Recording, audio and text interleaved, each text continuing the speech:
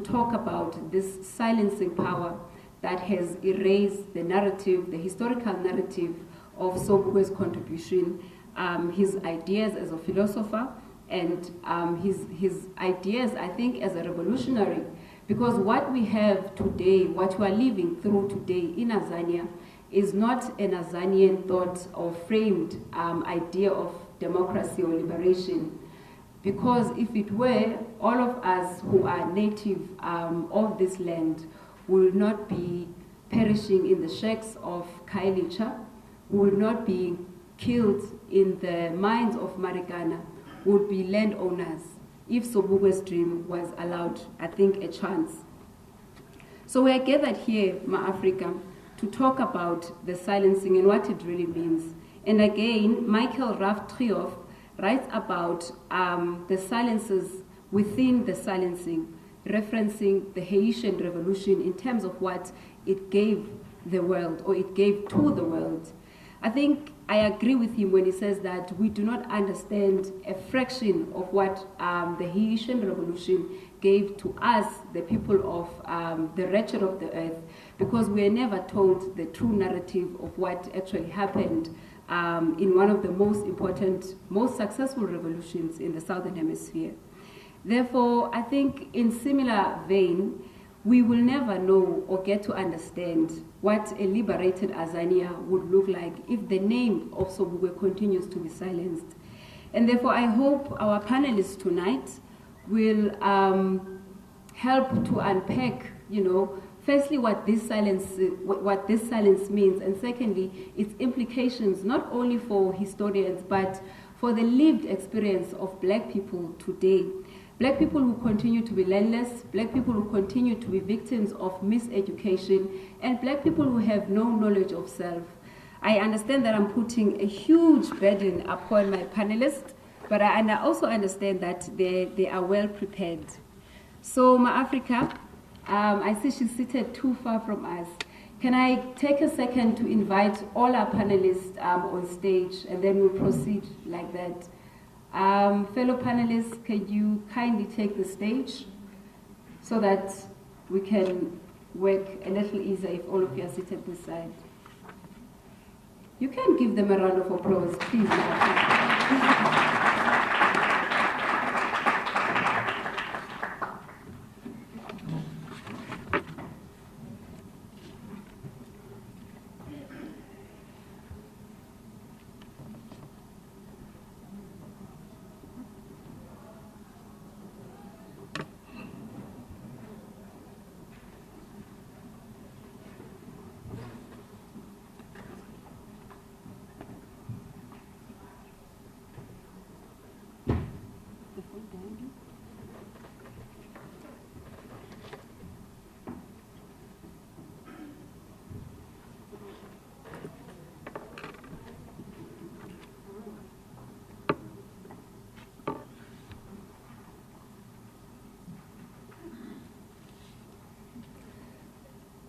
Brother Tado Sipuye.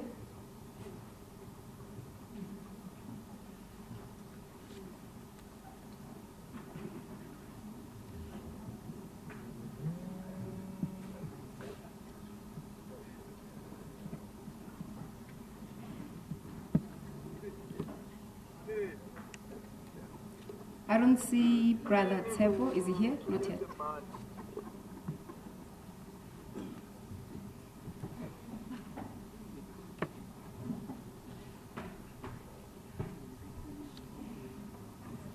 Thank you, comrades. Without wasting any time, allow me to invite and introduce to you my brother, my comrade, Raztando Sipuye. Raztando Sipuye is from the Black House Collective. He also does work for the Sobukwe Trust. Tonight, he's going to share with us some of the works that he has been involved with in terms of not only writing Sobukwe into history, but also creative, I think, new avenues to imagine a liberated Azania. Africa Tando Sipuye, the floor is yours, Mtalatat. Guys, you are welcome to give them a round of applause.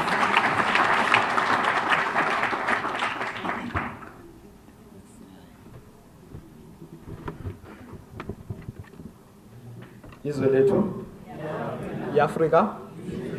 Izwe lethu iAfrika. Inkululeko.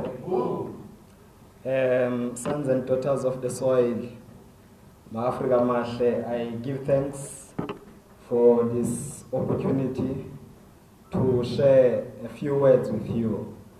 However, Susandi, I'm not sure how the program started, you know, because I just came in, and I am not certain if I can just in true Pan-Africanist spirit just invoke the presence of Robert Mangaliso Sobukwe. And I would like Ma-Africa to just chant one song of the Pan-Africanist Congress of Azanian.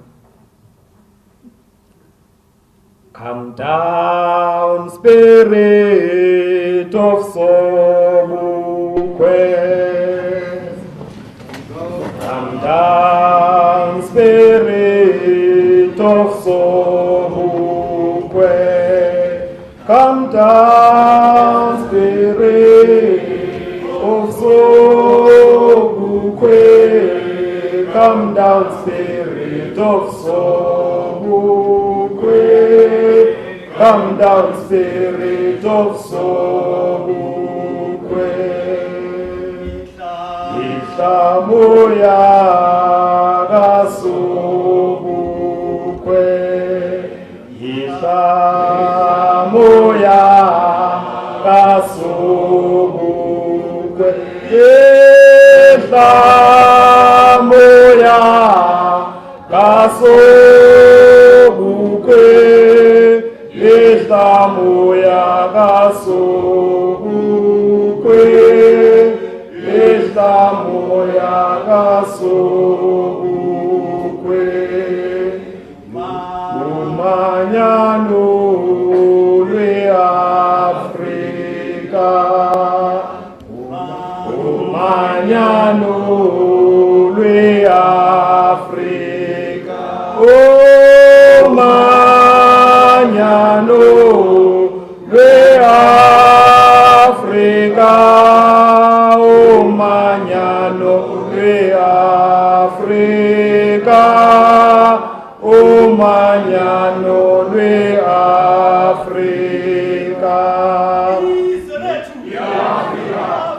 Izwe lethu. Sons and daughters of the soil, I give thanks for that little opportunity. I think it is very important that when we gather as Africans and as Africanists, we invoke the presence and the spirit of our ancestors. For in Africa, a man does not die but forever lives. And so I take this opportunity and I invoke the presence and the spirit of Robert Mangaliso Sobukwe. I invoke the presence and the spirit of Obao Omutubing, Obao Omasemula, Obao Sabelopama. We invoke the presence and the spirit of Umama Sobukwe, Omama Omutubing, Omama Nomvoboi, and all the Pan-Africanists who have come before us and sacrificed their lives so that you and I today can stand here. Sons and daughters, I greet you in the divine names of our ancestors on whose shoulders we stand, whose blood runs through our veins, and whose experiences of slavery, colonialism, apartheid, torture, murder, rape, plunder are encoded in our collective consciousness and in our genetic memory. I greet you all in the sacred names of all our ancestors, those who have come before us, those in our midst, and those who are yet to be born. All those who are known and those who are unknown, those who are named and those who are unnamed. I'd like to express firstly my sincere gratitude to the organizers of this event, particularly the Office of Research and Graduate Studies in the College of Human Sciences, in convening this gathering.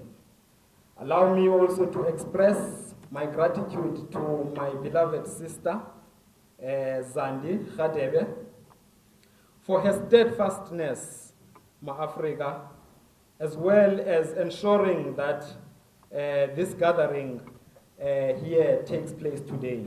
Indeed, I think that it would have been an eternal indictment on the conscience of this university, the University of South Africa, if this year, marking the 40th anniversary of Sobukwe's systematic and orchestrated assassination, had passed without Sobukwe being honored and celebrated. Sobukwe was a man of noble character, a visionary leader, a thinker, a pragmatic political activist, an ideologue, a philosopher par excellence. Sobukwe was a simple man, a teacher, a Methodist church preacher, a university lecturer. Sobukwe was a grounded man. He was a gardener. He was a father, a husband, a brother. Sobukwe was an outstanding man, a political leader, a prisoner, a graduate, an economist, a lawyer, the man most feared by the racist apartheid authorities and deemed the most dangerous man in South Africa. This is the man in whose name and memory we gather at this moment to reflect on his life, his supreme ideas, and his silenced and forgotten contributions to the Azanian liberation struggle. As already introduced, my name is Thando Sipuye, an executive member of the Black House Collective in Soweto.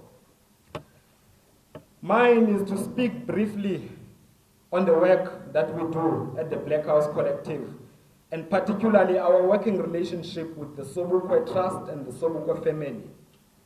And I'll be very brief, my Africa, because I do understand that we have people who are here to talk more on the Sobukwe. In March last year, realizing the conspiracy of erasure and silence around the contributions of the Sobukwes, the Black House Collective approached the Sobukwe family and the Sobukwe Trust with intentions to host a tribute lecture in honor of Mama Sobukwe on the occasion of her 90th birthday anniversary and to honor her for her contributions to the liberation struggle.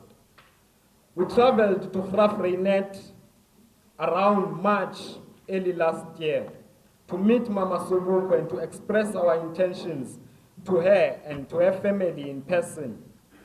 We were warmly received, and upon stating our vision and intention of honoring Mama Sobukwe, we were granted the permission to proceed to organize the first ever tribute lecture in her honor. The inaugural tribute Zondeni Veronica Sobukwe tribute lecture was held last year at the Mofulo Communal Hall in Soweto, not far from where the Sobukwe family lived in Mofulo. It was delivered by Mama Ellen Mutupeng, a former president of the Africanist Women's Organization. Furthermore, in another attempt to inscribe Mama Sobukwe on the national consciousness and public discourse, in August 2017, as the members of the Black House Collective, we completed forms nominating Mama Sobukwe to receive a national order from the government. The Black House not only nominated Mama Sobukwe to receive the highest honor in the land, but in fact, we went a step further. On the 28th of August, we wrote a letter to the presidency proposing the institution of a completely new national order named after Mama Sobukwe and dedicated to outstanding women who have made selfless sacrifices and contributed immensely in creating a just and equal society. We propose to the presidency that of all the 6 national orders that are currently in existence, none of them is named after a woman. 2 of them, in fact, are named after 2 men, Albert Luthuli and Oliver Reginald Tambo, respectively. Of course, our proposal to the presidency was not honored. The presidency did not heed to our call, but nonetheless we registered our request with the office of the presidency. We received neither a response nor acknowledgement of receipt of our communique. And anyway, we had expected no change of heart to the conspiracy of silence and erasure that had hitherto marked Mama Sobukwe and her husband, Robert Mangaliso Sobukwe. It is now public knowledge that on the 28th of April this year, President Ramaphosa bestowed the Order of Luthuli in silver upon Mama Sobukwe. I want to state it here, as I always state it in other platforms, that Mama Sobukwe did not receive that order out of, a change of heart from the government or out of their own volition or because the ANC government had now changed their attitude towards the Sobukwes. The award was in fact a shameful indictment on the conscience of this nation that had relegated Mama Sobukwe to non-existence and the margins of national memory during her lifetime. Mama Sobukwe received that award because of the unwavering and diligent efforts of the activists of the Black House Collective who nominated her. Furthermore, Ma-Africa, realizing that 2018 would mark the 40th anniversary of Baba Sobukwe's passing, his orchestrated murder, because Sobukwe did not die a natural death, and we need to completely and continuously, consistently state that Baba Sobukwe did not die a natural death. His was an orchestrated and a systematic death. He was prevented access to medical care by the racist apartheid regime countless times. And so indeed, Forster, Jimmy Kruger, and others, they all conspired in the murder of Robert Mangaliso Sobukwe. We had foreseen that the government and our public institutions like universities and others would not dare celebrate or remember Sobukwe, as they always do with their other leaders. Together with the Sobukwe family and the Sobukwe Trust, we developed and curated a program to commemorate UPROF under the theme Sobukwe 40 Years On, a Silenced Voice of Liberation. The program comprised a number of activities, including public seminars, lectures, exhibitions, art and cultural activities, including poetry sessions, book launches, book readings, and theater and musical performances. Ma-Africa, I think at this stage, allow me, just because I know that I do not have time, allow me to state that one of the reasons why, as the Black House Collective, we do the work we do is because we are inspired by the legacy of people such as Robert Sobukwe, inspired by the legacy of Bantu Stephen Biko. And in fact, most of our work at the Black House Collective is concentrated on uncovering some of the silenced narratives relating to the Black Consciousness Movement and the Pan-Africanist Congress of Azanian. We know for a fact that you can go on many other platforms and you can uncover information on other liberation movements, particularly the African National Congress. But there is very little that is publicly available on Robert Sobukwe. I mean, I don't have to tell you that there is no publicly available voice of Robert Sobukwe or any archive of his voice in this country. In fact, Umutsuko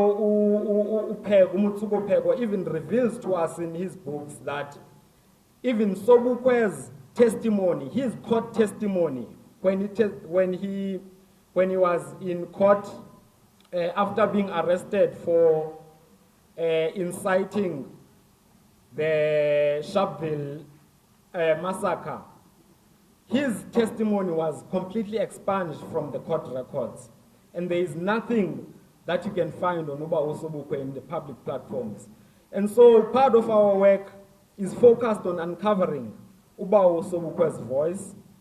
And I can see my sister is already standing for me, so I think I'll get another time to share more about Africa. But what I want to say is that some of the work that we had done The Vice Chancellor of the university, the Valle University of Technology, earlier this year, visited Mama Sobukwe in Graaff-Reinet, stating intentions that they wanted to honor and celebrate Mama Sobukwe. And part and parcel of the work that we had planned earlier this year, in September, on the 18th September this year, we were supposed to host the second tribute lecture in honor of Mama Sobukwe at VUT. Unfortunately, you all know what happened. Mama Sobukwe left us. However, I want to state here that all the activities and programs that had been planned by the Black House Collective, the Sobukwe Trust, and other partners like VUT are still to continue Africa. And later on this year, I hope that some of you will be part and parcel of the lecture that we will be hosting, celebrating Mama Sobukwe's life. Valle University of Technology will also be bestowing an honorary doctorate on Mama Sobukwe. But furthermore, there is a nursing bursary that will be instituted and named after Mama Sobukwe by VUT. And we hope that other institutions such as this one will take a leaf and learn from this work. Let me end there, Africa. Izwelithu.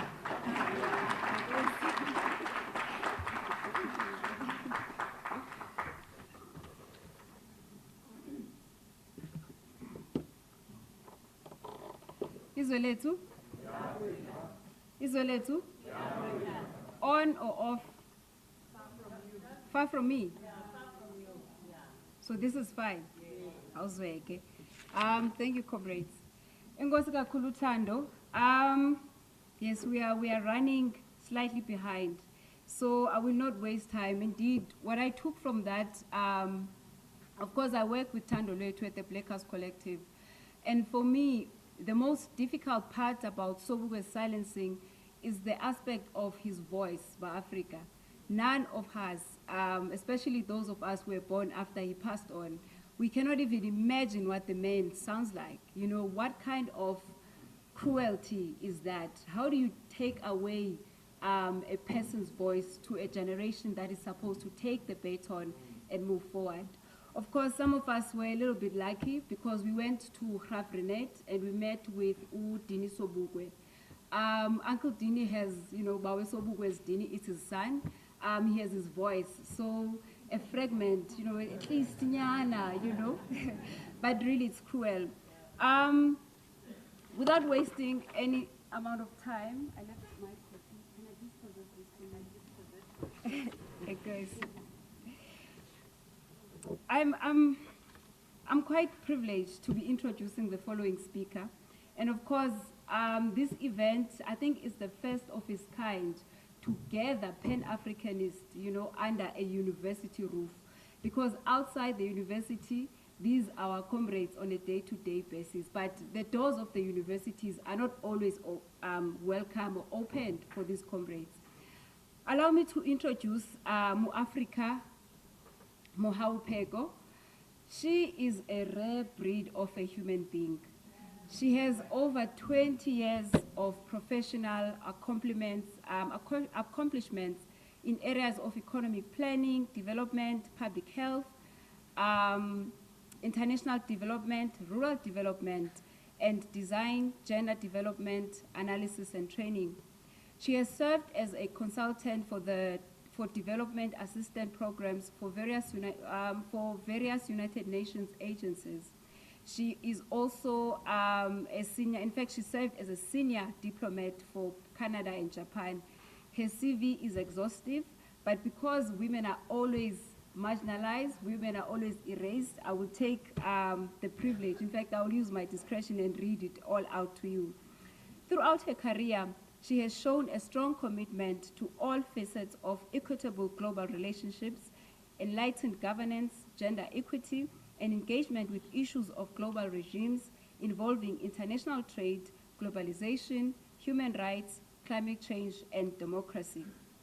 Mu-Africa Peko's passion for the rich biodiversity found on the African continent has led her to become a social entrepreneur in partnership with her two sisters, Womandla She owns an emerging design label, which includes housing furnishings, clothing made from recycled clothes, and natural textiles such as hemp, organic cotton, silk, soya, and bamboo. This is what people who own land ought to be doing. These things should not become a surprise to all of us. So we thank you, Mama, for leading us. She is a Pan-Africanist and believes in the unity of Africa as the key solution to the challenges that continue to face the continent today.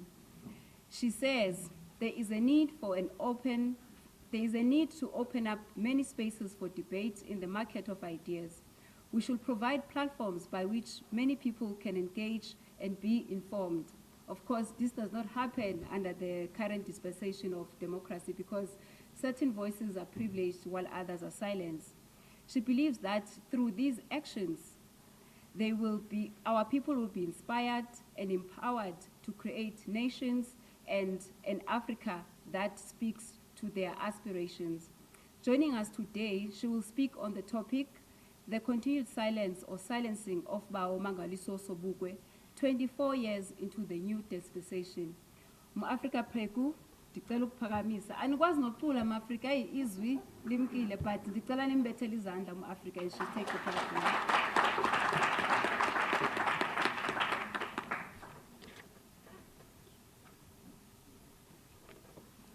Lefatshe la rona, izwe lethu, shango lashu.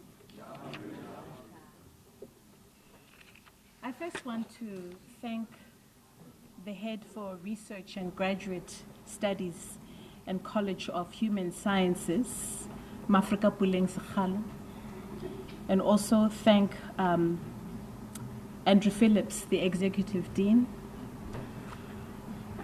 I want to express my deep appreciation to the Black House Collective, which has tirelessly kept the Sobukwe name alive, not only Bao Sobukwe, but Me Sobukwe as well, in really helping us to bring the memory back into our discourse. And tonight, under this institution, I think it's a marvelous occasion, and I'm honored and privileged to be here. I've been thinking a long time about this conversation tonight and wondered what offering I would bring to the table that could contribute to the discourse of Professor Robert Mangaliso Sobukwe's silencing. I have been thinking about the classified files on Sobukwe, which after 40 years have yet to be opened up by the present government. And we must begin to demand the opening up of that classified information so that we can see his thought. And perhaps amongst those documents, we might find his voice. But I think it's something that we must demand 40 years after his death. I want to start the conversation by saying that I am Sobukwe. I am Sobukwe clause, hashtag. I see this as a very important starting point because I see the clause as a beautiful gift that we have spent the last 40 years grieving, agonizing about the clause that incarcerated Sobukwe, exiled him out of his constituency, and ensured that his voice was never heard again. Yes, I agree. However, this is but one way of looking at it.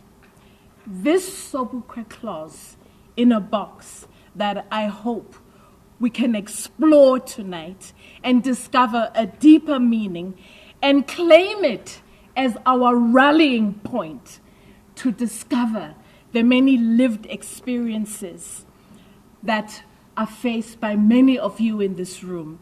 The hashtag fees must fall. The hashtag silence must fall. The hashtag data must fall. I want to submit that the Sobukwe clause needs to be unpacked. It is time that we opened this package to look inside and examine what was being silenced.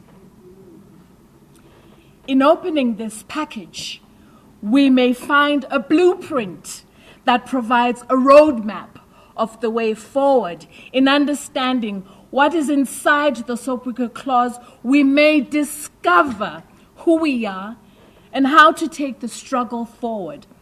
How can we think outside the box of suffering into a box of courage, into a box of victory? I believe what is inside the Sobukwe clause connects us to ourselves, to our world. It articulates those things we can't. Story is our story. We have to affirm the hashtag I am the Sobukwe clause to end the photoshopping that has dissolved in the predominant false narratives of the colonizers, of the oppressors, and the messages come from hidden agendas and override, hide, and even persecute political thought and discourse they may wish to snuff out. I wept that day when I decided to take a closer look inside the Sobukwe clause to discover what was being silenced. Finally, I was witnessing a story that validated my own. How did Sobukwe feel the day the Sobukwe clause became a reality? It must have been impossible to express how it feels to move in a world that denies your existence except to cultivate a culture of fear against you, your family, and the people you convinced that Azania is possible. I want to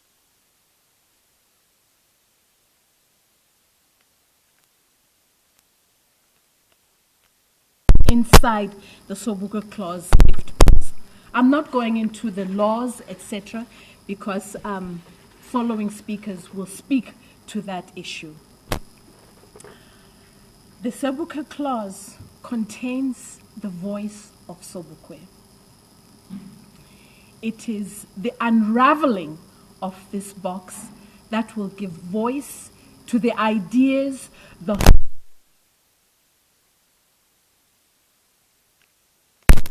The Sobukwe clause for me is a symbol and a guide to breaking our silence.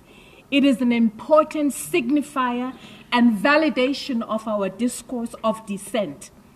It is a path that allows us to trespass on the arrogant thoughts of those who would dare to treat us like strangers, aliens, and illegal people in our own land. Inside the Sobukwe clause is the need to break the silence, to remind ourselves of who we are in the world as African people. The Sobukwe clause provides strength and determination to desist buying into the false narratives of the enemy, which tells us we are nothing. The Sobukwe clause contains all the ingredients to shut this narrative down. What Sobukwe articulates, and I quote, "We are reminding our people that acceptance of any indignity, any insult, any humiliation is acceptance of inferiority. They must first think of themselves as men and women before they can demand to be treated as such. We must free the mind of the African. Our country is begging for a mental revolution. He needed to be silenced in order to stop that mental revolution."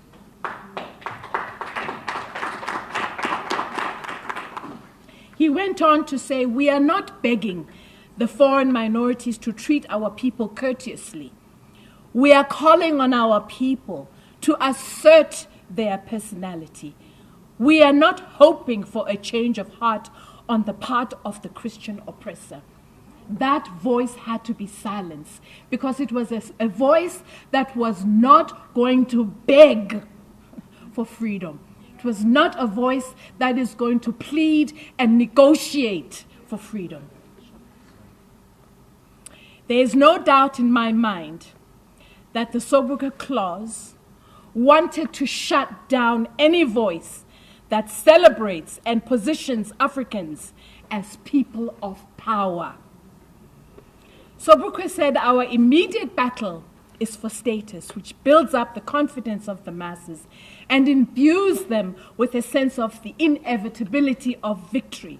We propose for 1958 a campaign against the appellations by which the Herrenvolk, master race, are pleased to know us. Next year, we are going to put a stop to the terms boys and girls. There is no apartheid regime that would have wanted a voice that could convince people that actually they were the master race and that they could rise up against the so-called master race and become people of dignity, people who can rule, people who can govern, and people who can take us forward. In this era where white supremacy still reigns in the economy, in commerce, in industry, we need to lift the lid and assert ourselves. The Sobukwe Clause is a reminder that we deserve to be sovereign. It is a reminder that we cannot be indifferent observers, spectators, bystanders, even experts of liberation. The clause forces us to become actors and agents of change. It compels us not only to be witnesses, but to make history like Sobukwe did at Sharpeville. There were no spectators there. There were witnesses. There were actors. And this is what the Sobukwe Clause was trying to silence and stop.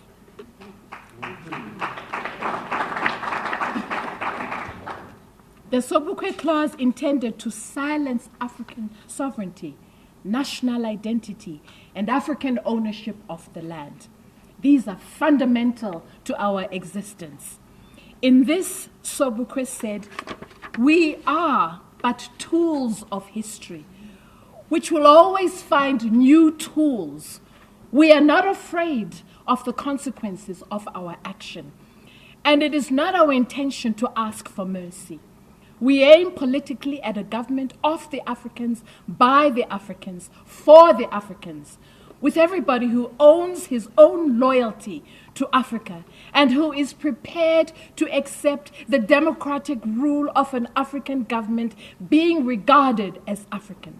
Socially, we aim at the full development of the African personality and a ruthless uprooting and outlawing of the forms of manifestation of the racial myth. There is no apartheid regime that would not silence a voice like that. There is no apartheid regime that would stand for somebody who would say that the African people can rule themselves for the Africans. This was a big threat, and it remains a threat to this day.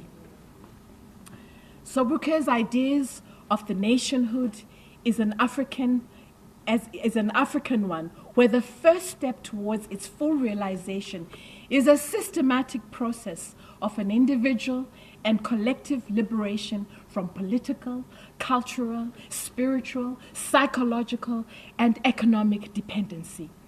Sobukwe did not separate the human personality from the political goals of an Africanist social philosophy and saw them as connected. This clause needed to be silenced. This bold, unapologetic voice that was a key influencer that would probably be trending on Instagram and Twitter today needed to be silenced. He said, I wish to make it clear again that we are anti-nobody. We are pro-Africa. We breathe, we dream, we live Africa because Africa and humanity are inseparable. There is no apartheid regime that would not tolerate this. The Sobukwe Clause is an invitation to us to build a new political imaginary.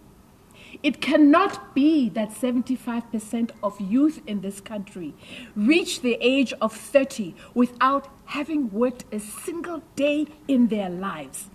It cannot be that we have a Gini coefficient which records us as the most unequal society in the world. We need a new political imaginary that understands how Sobukwe's positioning of the struggle was not apartheid, but the dispossession of land by an invading conqueror that changed the African into a class of the conquered and dispossessed people. On this basis, it cannot be that South Africa belongs to all who live in it, as it is often claimed.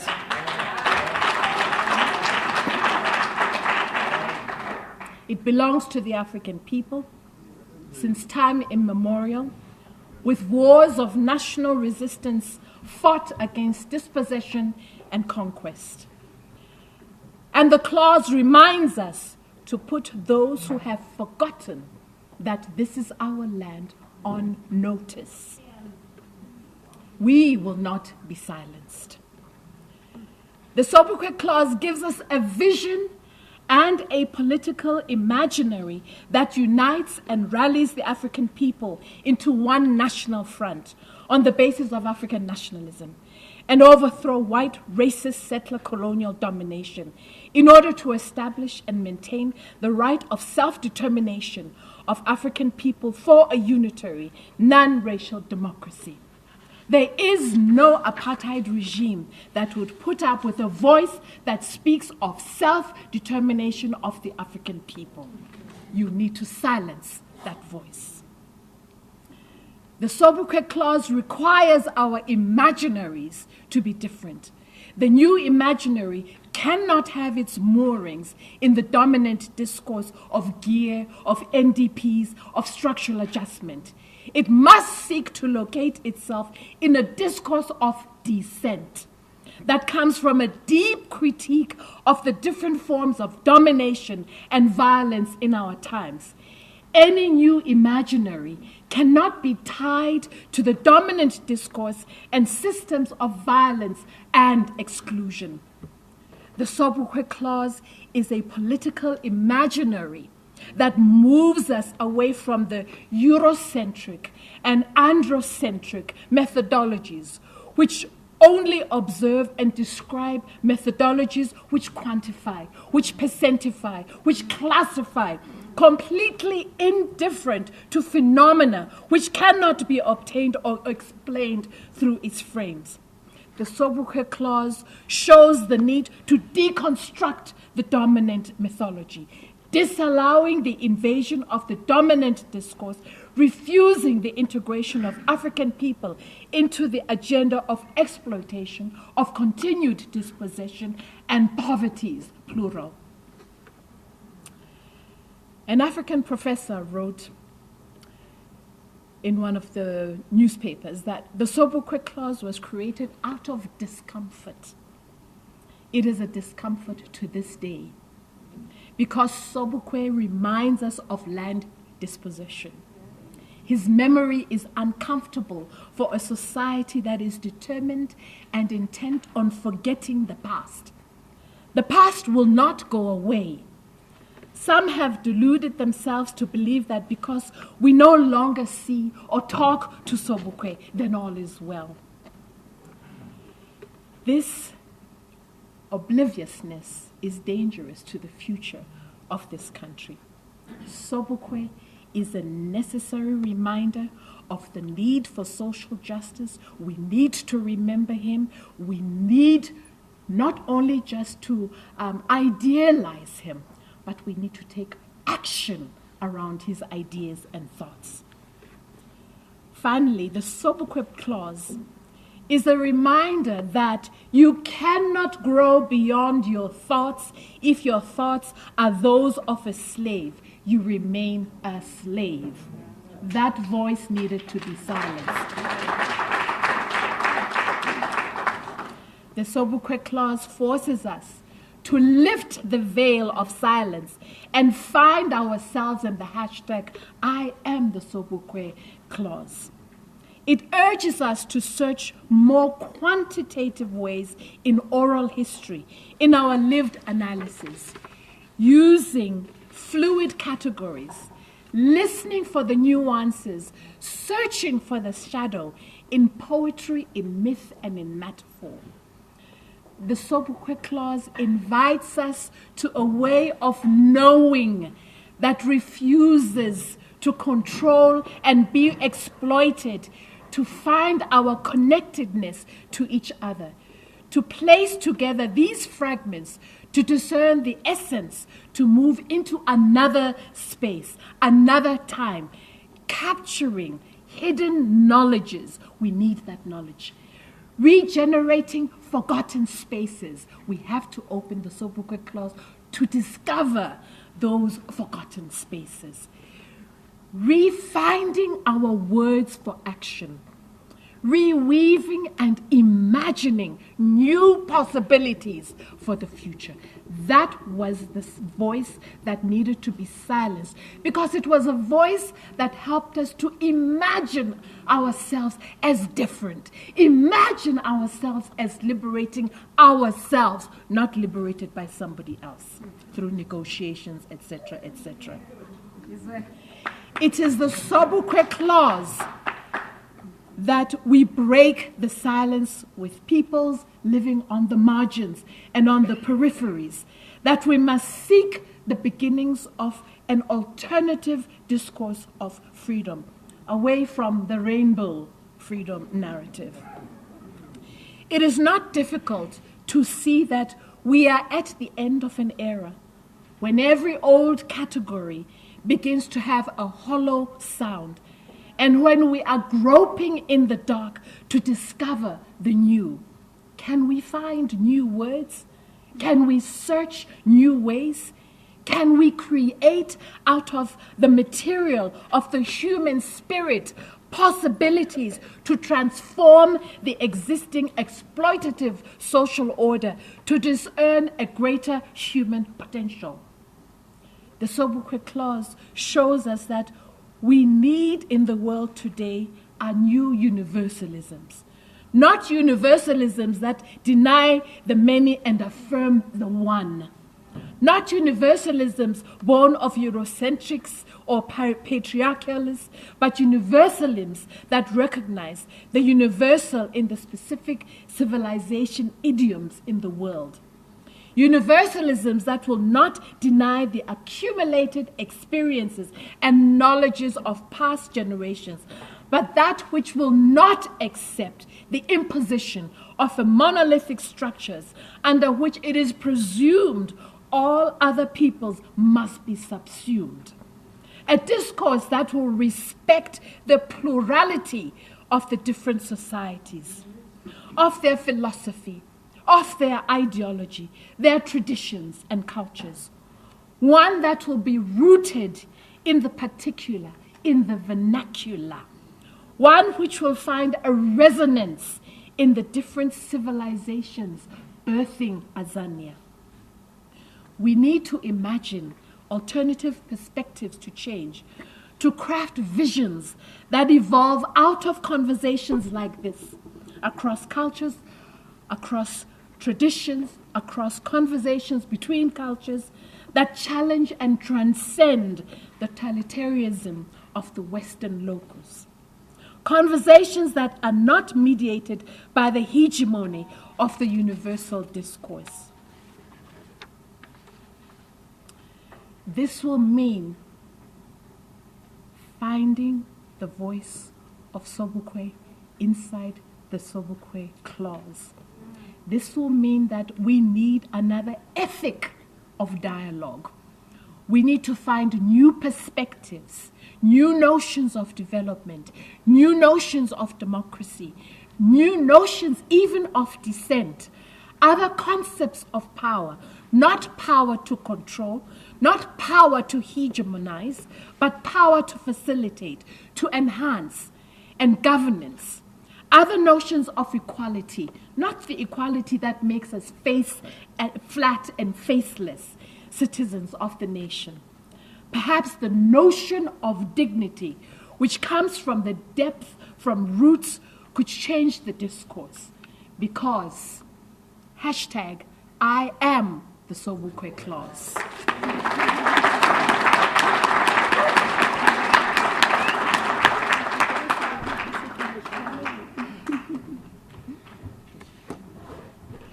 Hashtag? Yes. Izolate to Africa? Africa? Thank you so much, Africa Peko. You never really fail at delivering what is needed most. What is being silenced is the penetrating question that Africa Peko raised. What is being silenced? Perhaps a question that I want to pose to my colleagues at the Law Department. I will not mention your name, I see you. I'm just wondering if we have a module on the Sobukwe clause, because I stand here as a university graduate from the university currently known as Rhodes. Yet the first time I came across the Sobukwe clause, let alone Sobukwe's ideas, was not in university, but in the streets as an activist. Perhaps as we are imagining in terms of decolonizing the university space, those of us who are brave enough should embrace the idea, especially in law, to at least introduce a module that teaches the Sobukwe clause and, of course, Sobukwe's ideas. And I'm also quite privileged that today I have a lawyer activist joining us today. Gone are the days, Africa, when black people can just be one thing. You can't just be an activist, not in these times. You know, and you certainly cannot be a lawyer, not in these times. Well, if you are, we know whose side of history you are saving. Luleka Flatela is a lawyer activist. She's practicing as such in Johannesburg. She was also admitted as an attorney and conveyancer of the High Court of South Africa in 2001 and 2002. She's a staunch Pan-Africanist and a disciple. I know her as the daughter of the soil. In 20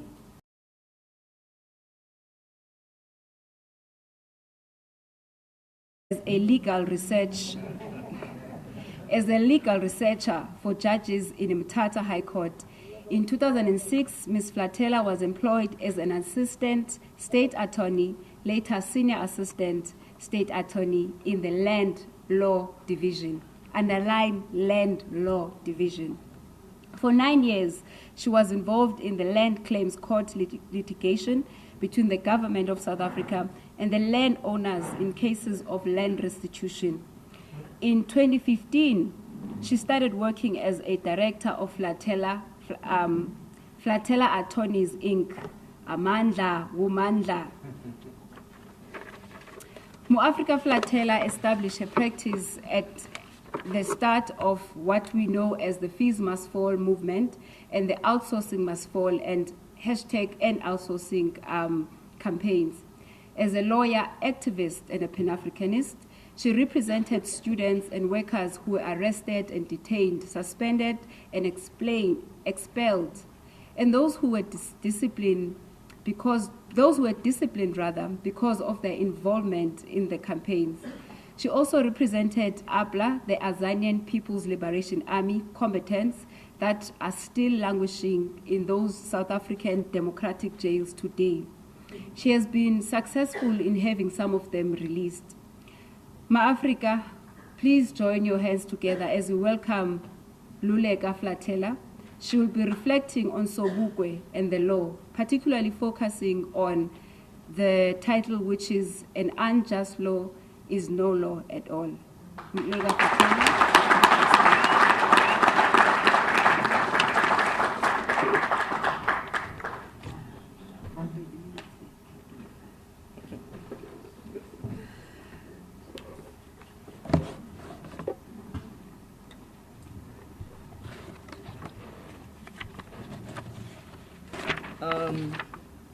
Izwe lethu iAfrika inkululeko Africa people has already done the work, but I know that there are those of us that do not know what Sobukwe clause was. I'm going to quote verbatim on the Sobukwe clause and the motivation on Sobukwe clause. Not so long ago, here in this country, all Africans had to carry their passes that regulated their movement. Not so long ago, this was the law that said you are not a citizen of this country, and in order for you to show that you are indeed, or you were born here, you must show the pass, which was called dumb pass or the stupid pass.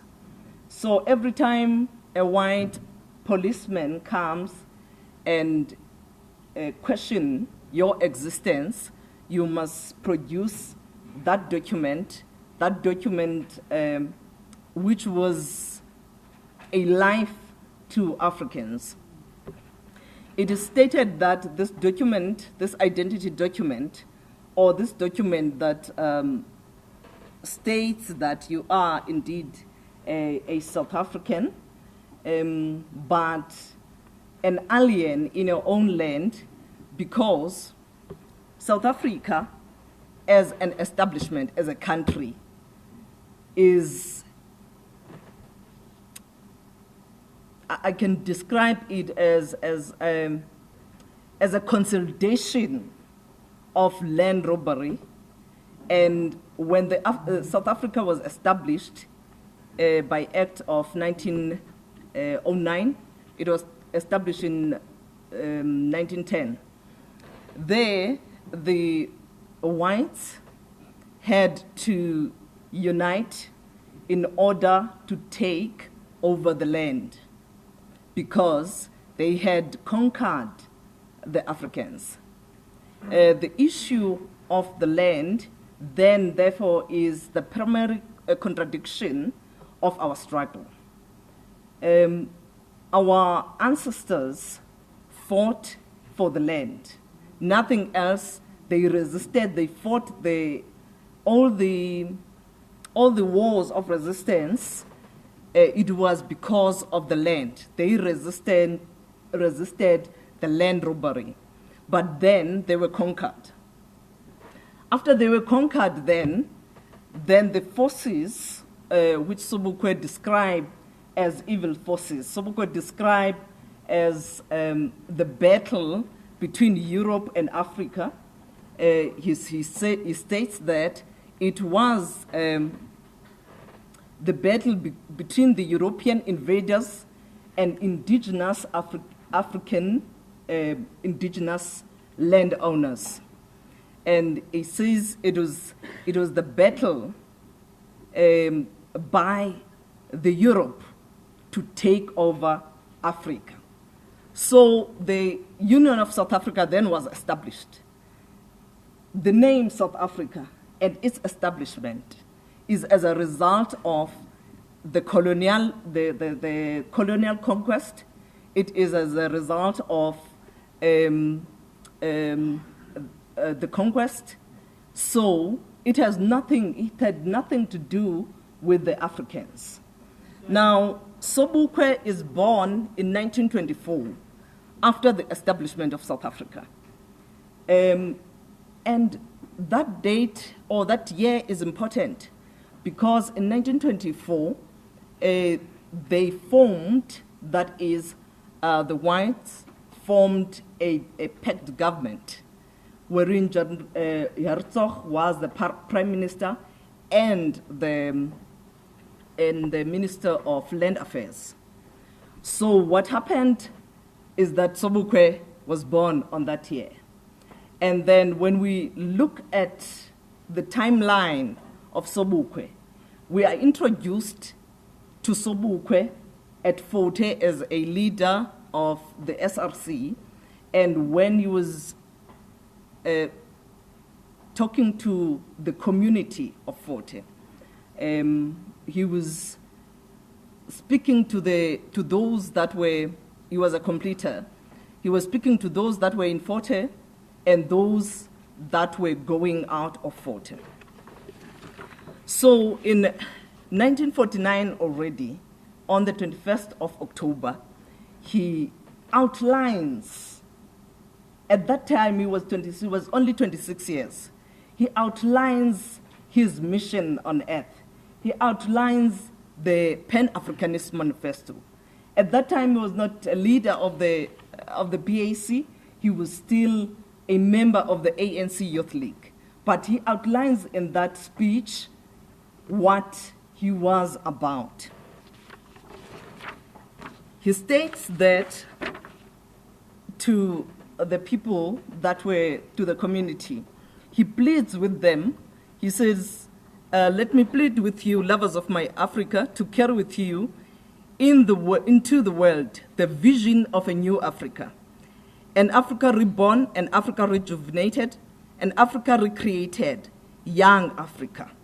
We are the first glimmers of a new dawn, and if we are persecuted for our views, we should remember, as African saying goes, that it is darkest before dawn, and that the dying beast kicks more violently when it is giving up the ghost, so as to speak.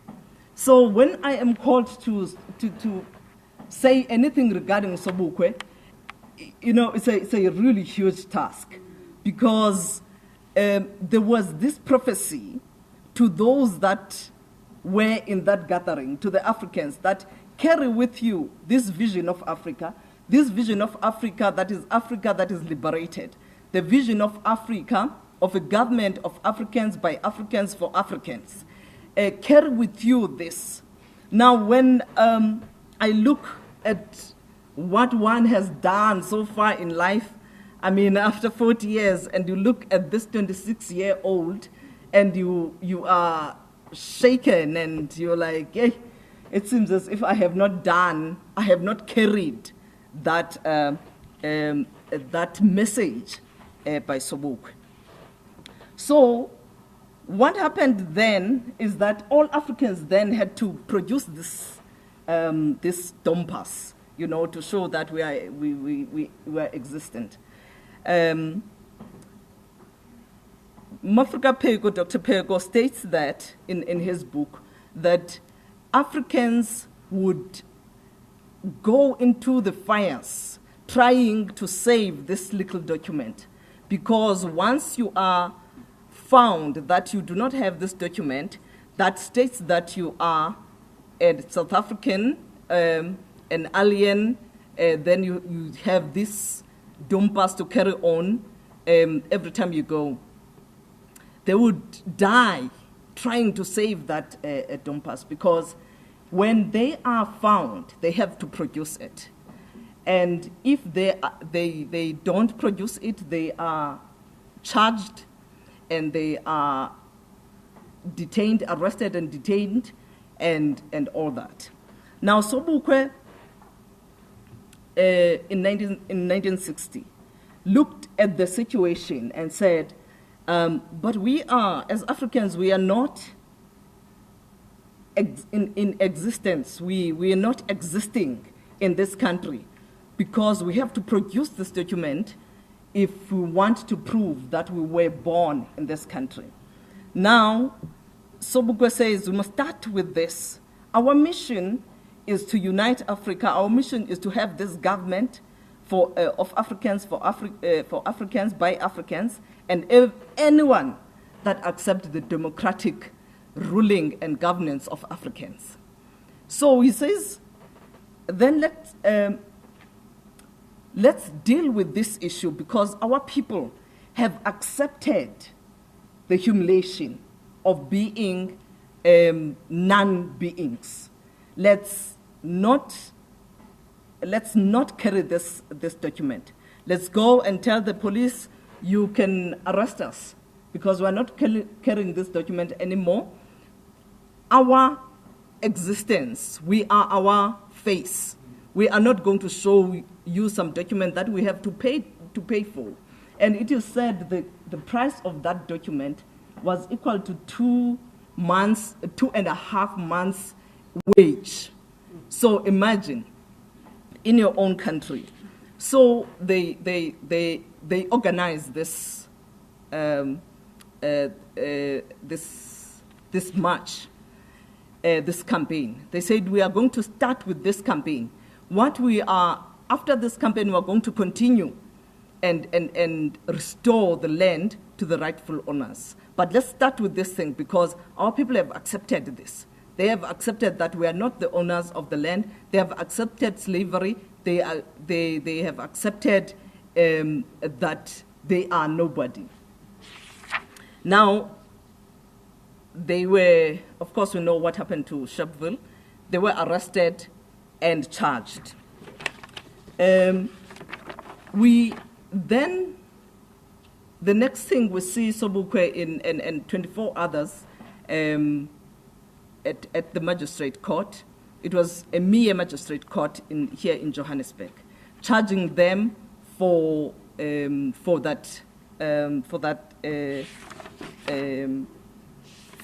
disobeying the law. Now,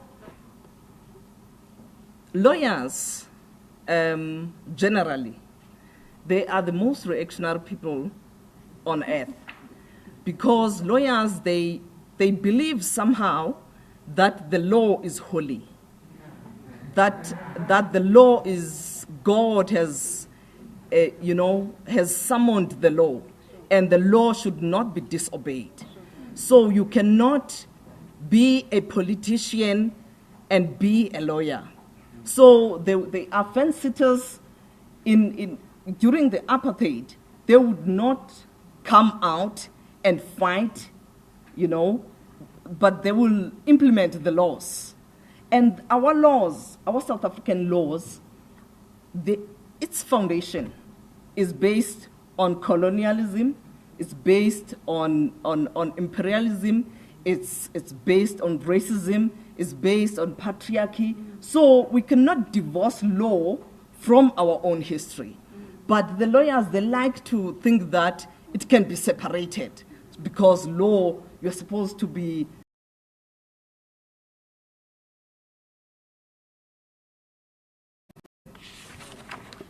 So I am going to we're just going to look at the Sobukwe clause and what was the motivation to enact the law and to put an amendment in the law.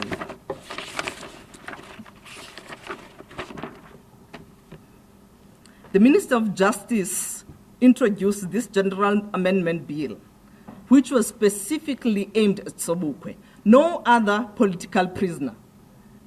It was specifically aimed at him. Africa Pego has already stated what he was about and what the Pan-Africanist Congress was about. Then he said, then we have come, I quote, then we have come to clause 4. This is a long clause and it has been drafted in a complicated manner. I appreciate again that the principle of this clause is drastic. The principle is nothing more or less than the minister is given the right to further detain a person, just is to say, in respect of a person only who is serving a term of imprisonment, but imprisonment under the law referred to in this clause. In other words, it is imprisonment in respect of any other crime. then the minister may cause such person to be detained in custody for a longer period. I want to tell the honorable members why we are inserting this clause. We may find it necessary. Honorable members are as aware as I am that Sobukwe will have served his sentence on 3rd May. If honorable members have read their newspapers, they will know as well as I do that he was firstly leader of the PAC, and I can tell honorable members there has been no change of heart in him during the time he has not been in our midst. I want to put it to honorable members candidly so that they may place themselves in my position. If the government, and the government has to consider this matter, comes to the conclusion, having regard to the circumstances and they have developed, and the facts as exposed in the Snyman Commission report, that it would be failing its duty to peaceful citizenry if it were to set this man free. This clause will be used to keep him there longer. Sir, I know it is challengeable, and I know the principle is that here is a man who has served his sentence. But having regard to the circumstances, the government may decide that it may be necessary for the security of the state to do so. For here we are dealing with a person, let me say, who has a strong magnetic personality, a person who can organize, a person who feels that he has a vocation to perform his task, well knowing the method that will be applied. As I have told you, that is the principle of clause 4. Here is the man, he has served his sentence. There is no other charge. He was sentenced by a magistrate court for 3 years. Now he has served his sentence, but then during the time of his imprisonment, we know that Poko arose and fought. So what happened is that then there was a Snyman Commission. The Snyman Commission, like all these commissions that are now, we have many commissions today, but there was a Snyman Commission that was specifically appointed to deal with Sobukwe and Poko activities. So Judge Snyman sat in that commission and came up with the recommendations that even though Sobukwe is in prison and many members of the PAC were imprisoned, but the Poko activities, they are killing. They are killing, and we know that recently, or especially last year and this year, they were the Poko warriors were more than 200 of them. They were reburied, because they were sentenced to death by hanging. So the laws cannot be neutral. The laws, they reflect the ideas of the dominating class. They are like a double-edged sword. It depends who holds the sword. It may be a capitalist that is holding the sword. It might be a socialist. It might be a racist government, but it is not neutral. That you should not say, law is neutral and all that. So when I was coming here, thank God I saw an article by an advocate. There are 3 events that happened just a few weeks ago. That there is a legal practice council that has been established that is now all law societies and bar council and everyone who was in law society and in all these bar council, it's now one thing. And secondly, Forte University was produced the first Xhosa PhD person, and who just graduated. And Forte is established in a Xhosa in Eastern Cape, and it has been there for more than 102 years, but only now it has produced one person, and everyone was saying Allah Allah Allah Allah. And yes, we congratulate our sister who, against all odds, had to do that PhD in Xhosa. But it is a shame for Forte, after 102 years, to produce, as an African university, to produce a Xhosa PhD graduate. And even then, Sobukwe addressed that issue. He said, Forte University must be a barometer of African thought. The African studies must be the main course in that university, and it must be developed. It stated that as much as the Stellenbosch is an is an Afrikaner barometer, and the Forte must also be like that.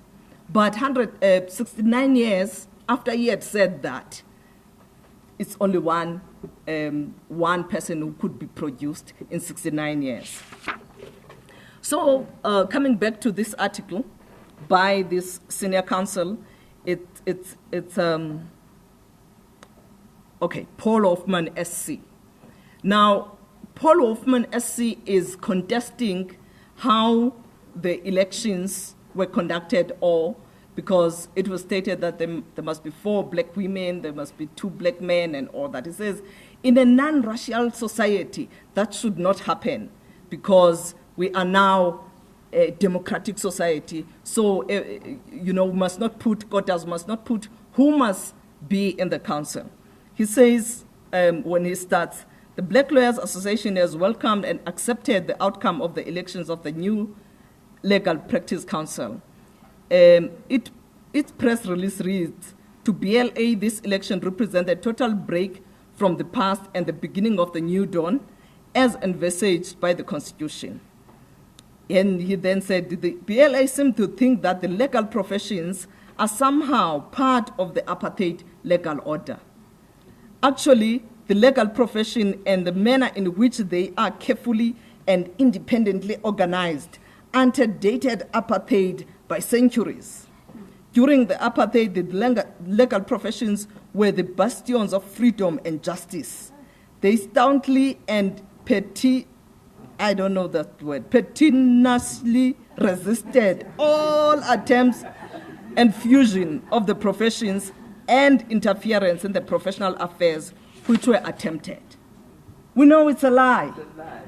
It's a lie, and I want to respond to the SC by quoting, because I'm a junior in the profession, but there is my colleague Christine Kunda, who's a black consciousness adherent, dealing with the white people that would speak on behalf of blacks in matters that concerning blacks, because he now is dealing with the Black Lawyers Association. He said, then Christian Kunda says, dance of deception. He says, in the meantime, whites mobilize, form think tanks and non-governmental organizations funded by Western governments and institutions, as well as local white business. These organizations, in partnership with sections of the media, act as hyper-vigilant watchdogs purporting to defend the poor and the Constitution. They are stranded, unrelenting into their new roles as defenders of human rights, with a smug self-righteousness that is sometimes suffocating. They present themselves as a bulwark against creeping autocracy, all the while living charmed lives indifferent to the historical debt of justice they owe Africans. It doesn't occur to them to keep quiet sometimes, or most of times to take a deep breath, listen, introspect, and maybe for once go to the back of the queue and wait in line. That's what the liberals have done. All of a sudden, after 1994, there are all sorts of NGO that are act as hyper-vigilantes, speaking on behalf of blacks and acting as if they have interest of black people at heart. In conclusion, there is another event that happened, that it's not a black, it's a Pan-African Bar Association of South Africa was established, and its purpose is to promote, it's to promote, because we in the profession, we are still marginalized. So these sons and daughters of the soil established this Pan-African Bar Council Association of South Africa. Now, what I wanted to state was that the law is not neutral, and if you care to check how the law is not neutral, you see this act of taking the land, of robbing the land from Africans, was enacted. Now, the Constitution states that in order for you to be restituted with the land that was dispossessed, it must have been dispossessed after June 1913. At that time, they were just consolidating. They had taken the land. They were just consolidating. So if your land was taken prior to that, you are not going to be restituted. And the other one, before I sit down, is the white land claims. Did you know that there were white land claims, white people that would claim for restitution? And they would say they were dispossessed of their land in the former Transkei, in the former Ciskei, so they must be compensated because the law that was used was the apartheid law. When the state would oppose those, but the recent one that was decided, it was in the case of Mr. Phillips, who lodged the land claim for restitution in respect of property owned in Queenstown in the Eastern Cape. He was paid, let me just check, it was 14 million because they used this act that could be identified as the apartheid law. So you having the land claims jurisprudence that is not catering for the dispossessed. So because they have all the legal documents, they have the title deeds. We don't have the title deeds. We by word of mouth, the land claims, and you are saying you are for the land without compensation, without restitution. But I doubt very much that you know what is happening in the land claims court, that the land claims are dismissed day in and day out because there is no proof. Now I'm calling upon you to look at the jurisprudence of the land claims court and to be interested in the matters that are dealt with in that land claims court. You shall see how we are now walking on eggshells because we don't want to say no, the land must be restituted. So to all Africans, they must study law, because at the same time, if we study law and the lawmakers have this mentality, revolutionary consciousness, they will make laws that are according to our needs. And the law is one institution, and the legal system one institution that deals with every aspect of life. So you must study law so that you influence the jurisprudence, and you must go out there. It can be used to service the revolution. Thank you.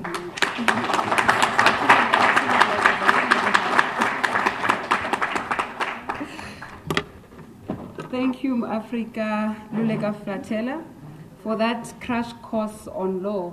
Truly, we don't get it like that. And when you say we must study law, I am compelled to perhaps acknowledge a person that I know is a student of the South African law, a person who has a prison sentence, you know, walking around, hanging around his head, but the person is not in prison. There's a case of the Apartheid Museum that most law students should be acquainted with, but because certain narratives are silenced and certain histories are erased, we don't know the story of the Apartheid Museum. Ma-Africa, allow me to acknowledge the originator of what we know as the Apartheid Museum in Gold Reef City. His name is Ntate Mike Steinberg. Comrade Mike, could you please stand? Most of us, and in collaboration with what my sister Luleka has shared, we do not understand the law. We really do not understand the law. So if you are seated here and you're a law student, and perhaps an ordinary South African like Sobukwe, and you want to understand law, I think the first step or the starting point ought to be the case of Mike Steinberg. It has been there for the past 17 years. All the judgment point that he must go to jail, but the same courts are afraid to take him to jail. You might want to ask yourself, what is happening there? What is this law? And indeed, Sobukwe did understand the law. In fact, he understands even the logic of the state in relation to the law. Because to take the decision of saying we need to put down the Dompas meant that he understood the precarious relationship between the law and the state. Because by walking around with that Dompas, you are coercing yourself into a consent. It's a coercive consent, if I may use those words. It's a coercive consent because every day you are waking up to say, I am part of the dispossession. I am allowing myself to be dispossessed. That's what you do when you produce the Dompas. You are legitimizing your dispossession. And therefore, Ntate Sobukwe understood this, and his message was able to receive understanding even from the masses, and therefore people responded and they banned these passes. And because he's silenced, we do not and will never understand what that meant, the idea of just saying, I will not carry this Dompas with me. Allow me again to acknowledge the elders of the PAC. I know some of you have traveled so far to come and observe this event with us. I don't know your names, but I see you when we have most events outside the university. I see your face, Tata, and don't be harsh on me. I'll tell you after the show. You acknowledge Africa. Again, we are living in very interesting times that freedom fighters, most of them are in jail, but some of them are outside jail. And they continue the fight. They continue the fight. I'm inspired by people who refuse to give up. Allow me again to acknowledge a comrade, former APLA member. I call him Brother Eddie, and I don't know his surname because, well, comrades, we don't address each other by surnames. You are welcome and you are acknowledged in Africa. These are the people whose histories we must write. May I also acknowledge the leadership of PASMA and Yawabona Machona Felipa with the PAC flag. Isolate Africa. Abanye bangapha and then bona nonke. I see comrades from the EFF, you are also acknowledged.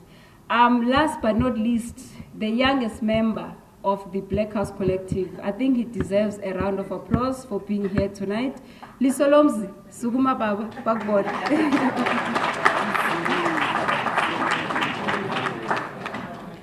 Ngesikhosa sithi thupa ikotshwa ilimetsi lugotshwa lusemanzi. That's the process. We are live on Facebook, Ma-Africa, so flash your smiles brightly. And secondly, there's a bookstall at the back. Rare Books, a collection of Ntate Mutsukupeko at the back, and also a copy Yaga Ntate Ntlodibe, a political biography of Sobukwe. Now, the following speaker is my brother. my elder brother, I should say.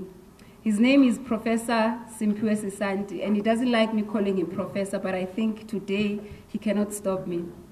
He comes from home, the University of South Africa. He's at the Institute for African Renaissance Studies and the deputy editor of the deputy editor, I know that, and I will silence you today. He's the deputy editor of the International Journal of African Renaissance Studies. His PhD is in journalism studies and was obtained at the University of Stellenbosch, where he also taught journalism for 7 years. He has also taught in the Department of Journalism, Media and Philosophy at the Nelson Mandela Metropolitan University. He has published in accredited journals on a variety of issues, including gender, African philosophy, journalism, and religion. He's an author of 2 books, a co-editor of 1 book, and a contributor of chapters in a number of books. Professor Sisanti was awarded the NRF rating C2 in 2018. Ma-Africa, please help me welcome warmly this son of the soil.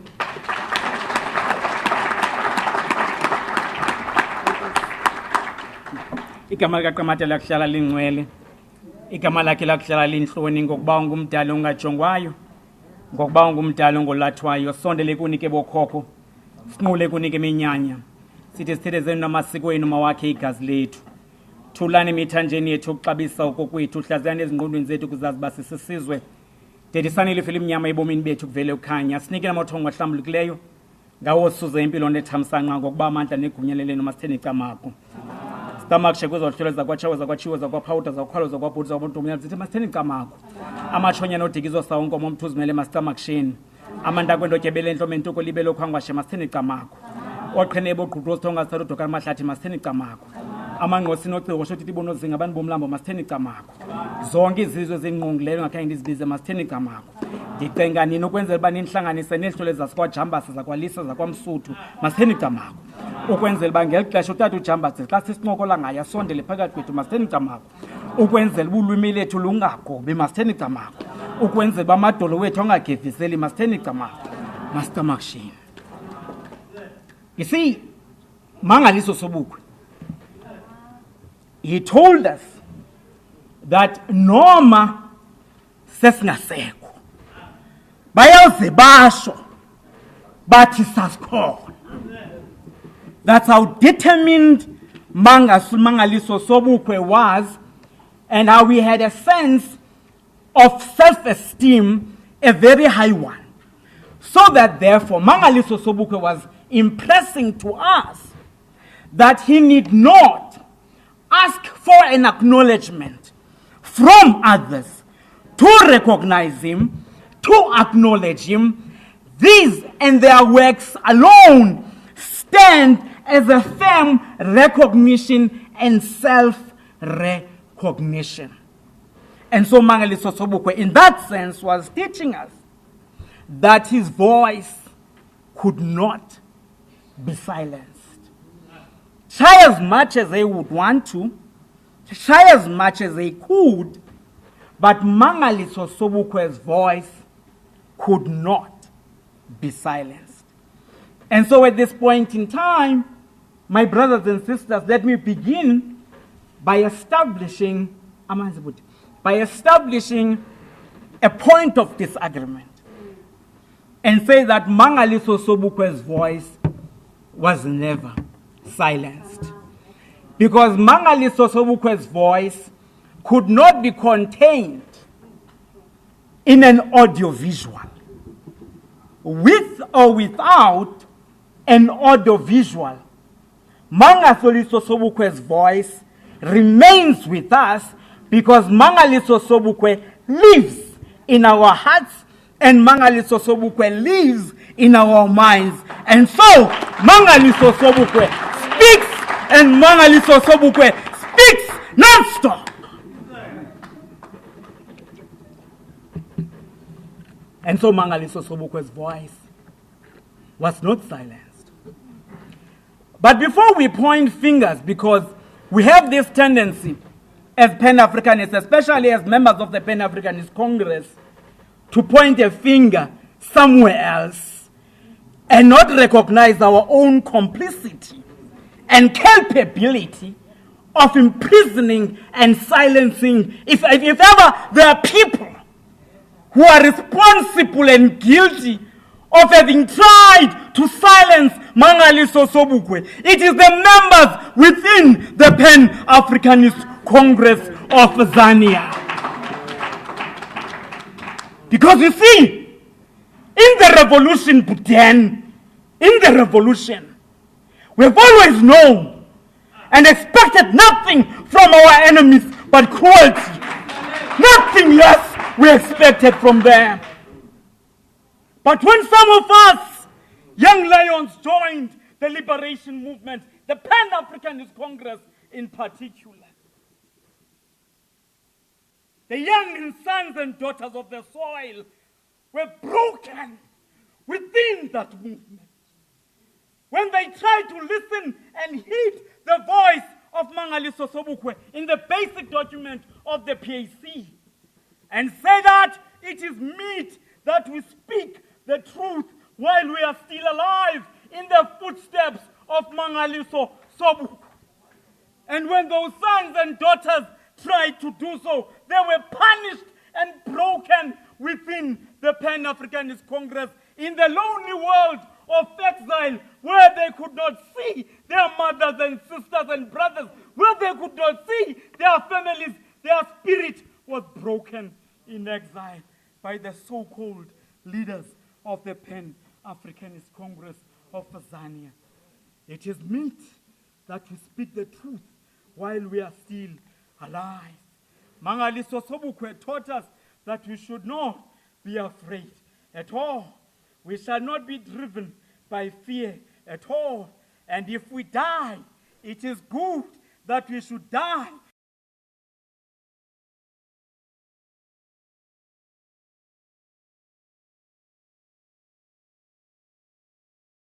That we had, even as we go into the bowels of the soil, we would be alive because we would be able to meet Mangaliso Sobukwe and say, Sobukwe, we never betrayed your mission. We never betrayed your mission. We never betrayed your mission. And there are those who shall not come next to us and be able to declare that they can't. They will not, without a sense of shame, they can't. Within the Pan-Africanist Congress of Azania. And so, when we were living in 1988 and arriving, and I want to play for the first time that tribute to those sons of the soil that we met in Bulawayo, young men in the Azanian People's Liberation Army, carrying the submachine, the Scorpion submachine. We met them in Bulawayo, and they said to us, sons of the soil, today we are going into occupied Azania to engage with the enemy forces.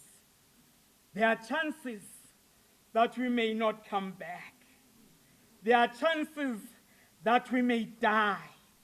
And so we plead with you, sons of the soil, that as you proceed to Harare in Zimbabwe, you are going to meet reactionary misleaders in the PAC. And I emphasize reactionary misleaders, not leaders, because there's a difference between a leader and a misleader. They said, we're going, we may die and never come back. But please, sons of the soil, whatever happens, but noma kwenzekalani ma-Afrika ningayiwisi party. They knew they were reactionary misleaders in the movement. As they were going to lay down their lives, they knew that they may not be coming back. But in spite and despite this, they said to us, ningayilahli ipati. I recall today those followers of Mangaliso Sobukwe, those young men who I do not know to this very day if they made it alive to begin with in Azania. And if they made it, whether or not they came back. And you see those sons and daughters of the soil, those sons had that audacity, Zani, to come home because Mangaliso Sobukwe lived in their hearts.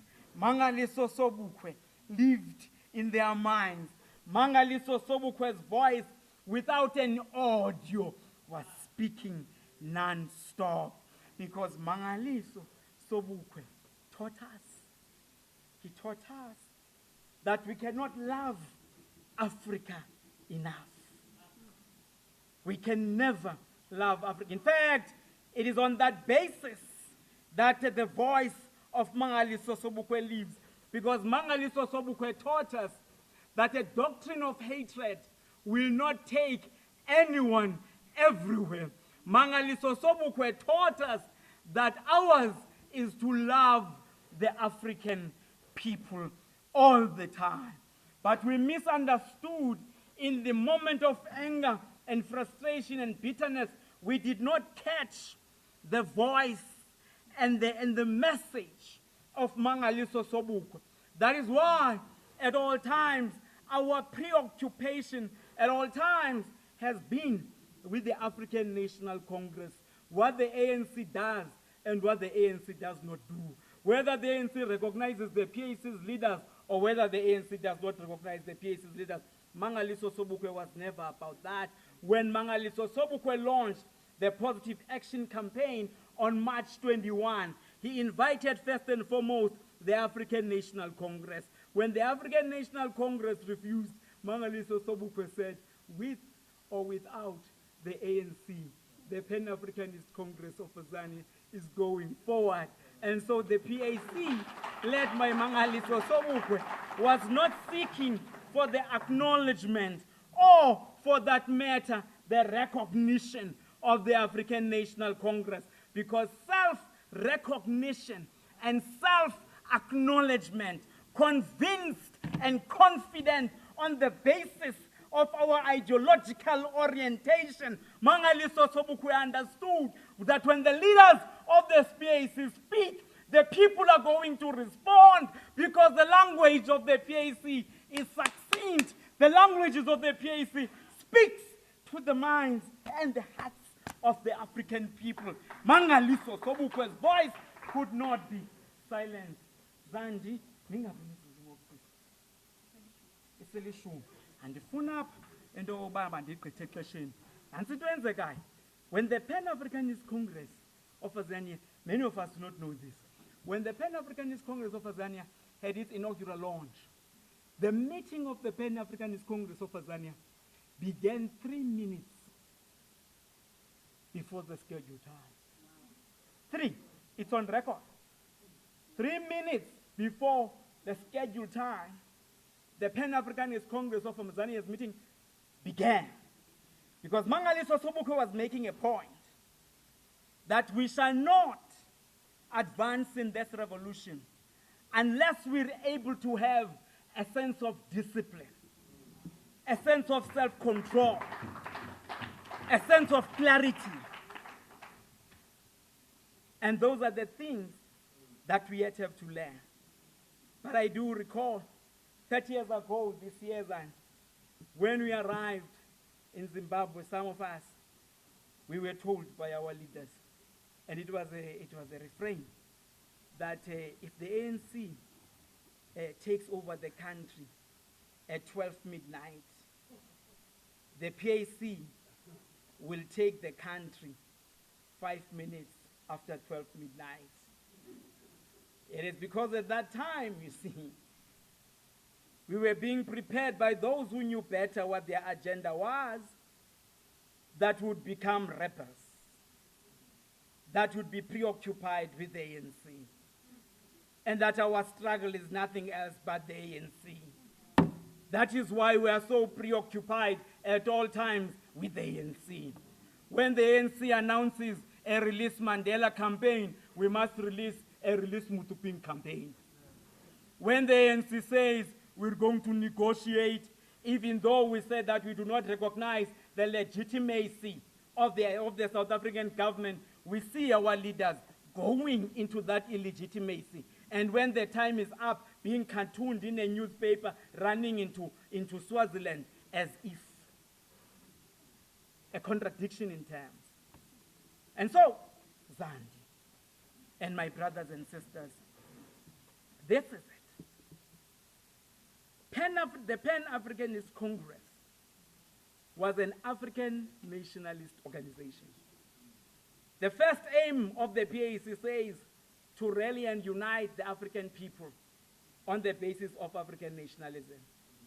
The ideology of the Pan-Africanist Congress was Pan-Africanism, continues to be Pan-Africanism.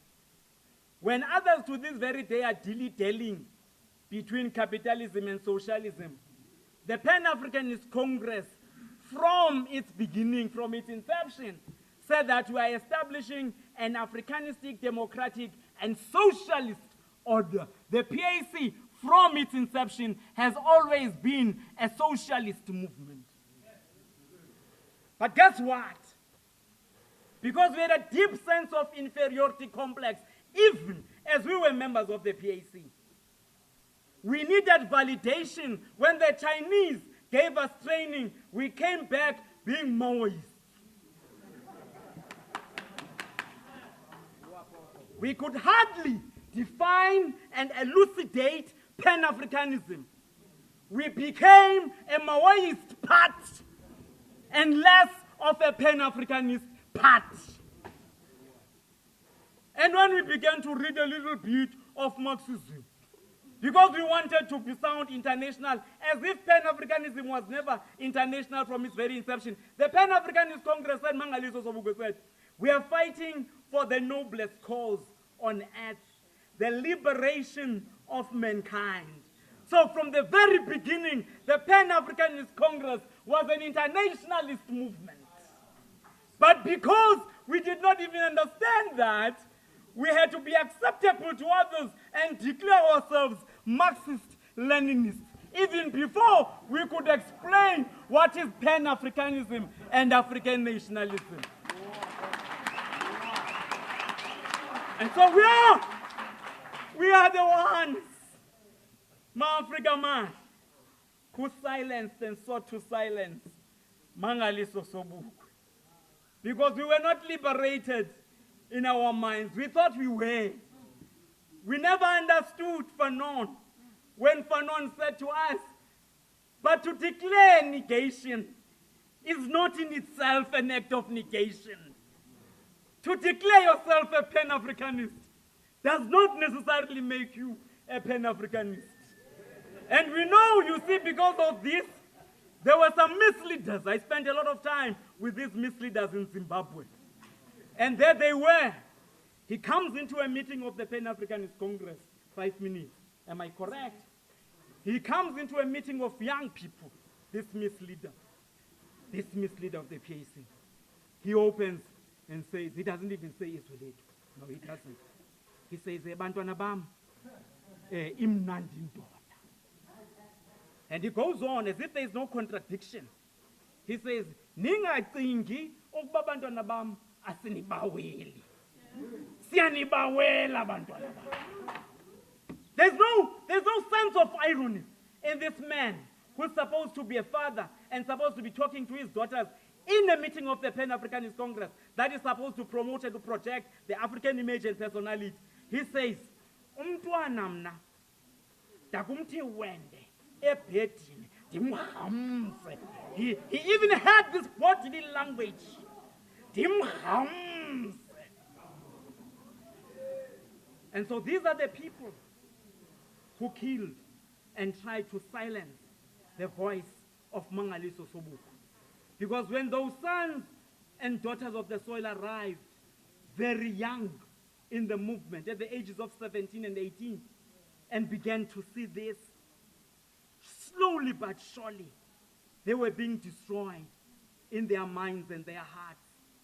And that, of course, was the agenda of these misleaders. In the land of the Zimbabwean people, when this man who thinks that he has got the right because he's leading the party in Zimbabwe, says that, ukuba wena uke ndakuva uba uhambe nalaa nkwenkwe yomshona. Ndiyakuthatha ndikufake phaa ebhutini. In right in Zimbabwe, in a land of the Shona-speaking Africans, he dares to despise the people who have fought for their freedom. And he thinks that manhood is reduced to the cutting of a foreskin, because he calls the other one a boy, and he thinks that he's a man because his foreskin has been cut. And we wonder, in fact, if he was able to stand with that pain after all when he was there. And anyway, now I'm sitting down, and I'm going to sit down, Zanzi, before my 3 minutes is up.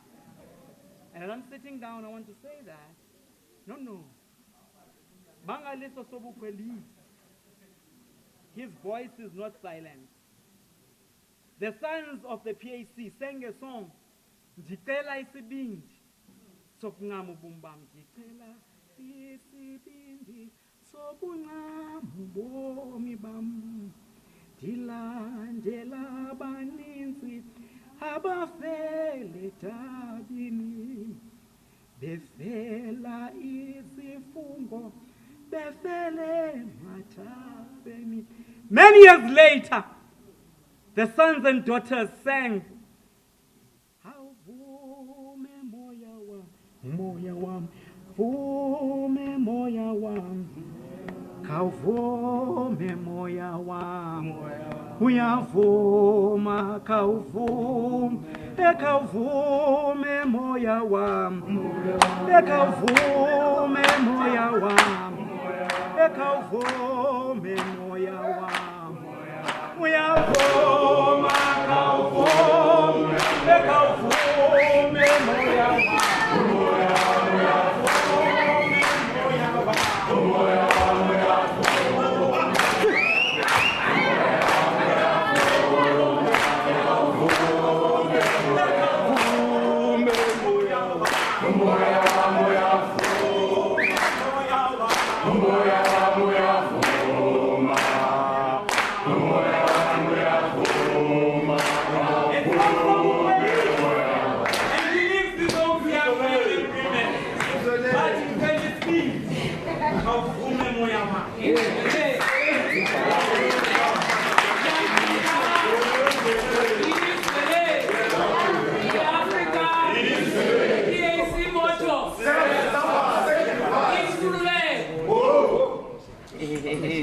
Umile umoya kaSobukwe, umile umoya wama-Afrika.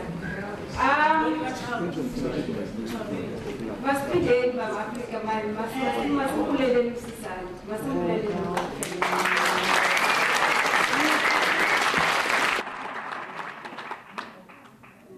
umoya uphezulu ngoku, isilungu simkile sigodukile. Ne-program sizayiqoshelisa ngalo moya. Ndizawubiza uncuthu basivalele nje nge-item yabo yokugqibela. Bazathi xa begqibile sibize inqununu yethu, our leader of the college, Professor Phillips, azosivalela ngokusesikweni. Uyamthatha ke umoya kaSobukwe amphakamise aze athethe. Ndicela niphakamise ama-Afrika ngezandla ezishushu.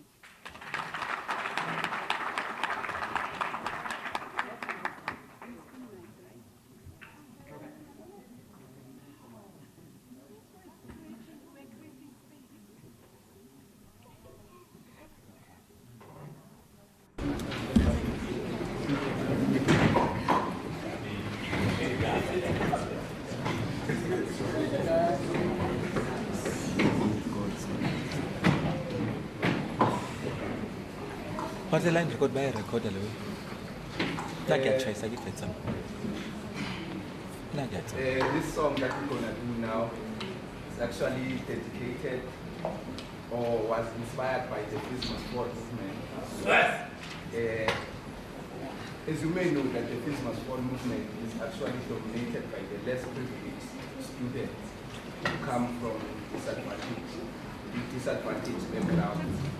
So we are saying to those students, they must not lose hope, they must not give in, they must not submit, and they must not just quit, because it is not their choice that they are born in places where they are born in, but they can always determine their future. So the song is called Usana Lwam. It goes like this.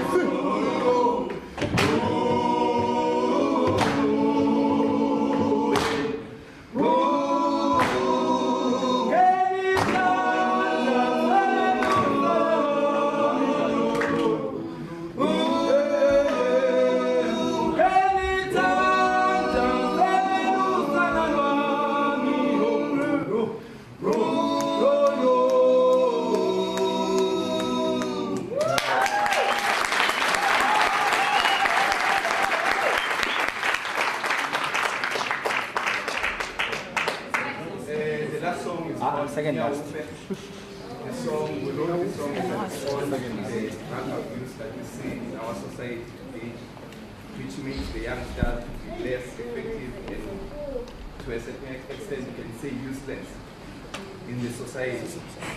So the song in our goes like this. Lomdano sencane ayumntwana ngumuhle kangaka ngandeni utheni papa kangaka ethanda ukujomanisa nabadala lomdano sencane ayumntwana ngumuhle kangaka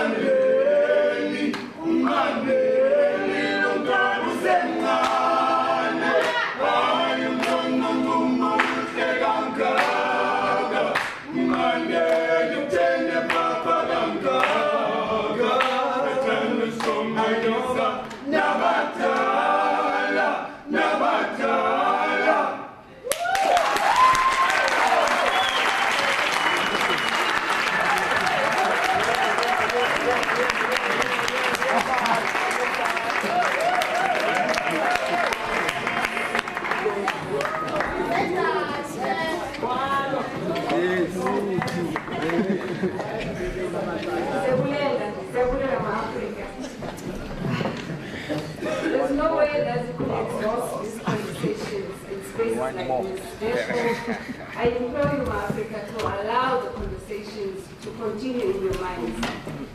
Having that said, allow me to give the final speaker, the person who's going to do the vote of thanks, Africa, Andrew Phillips. He is our executive dean, and the song that they were singing said, "Lomntwana usemncane uyaphapha." I don't think it refers to you because you are our elder. May you please take the stage. Ngiqhobelele izandla, ma-Afrika.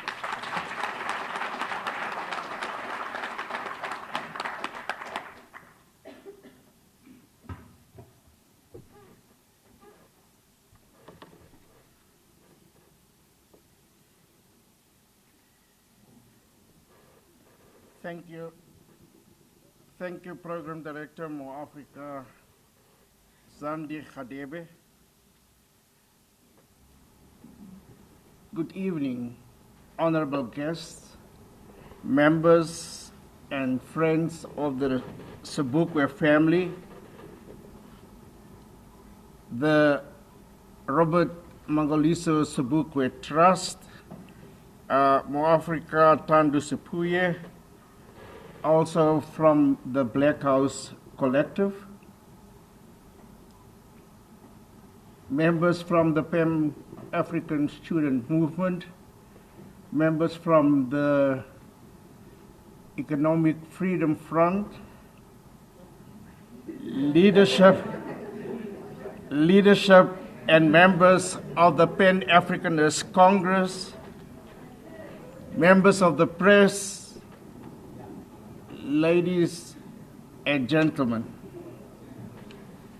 It is for the College of Human Sciences a great honor that you have graced us with your presence at this panel discussion on Robert Sobukwe, the silenced voice of liberation.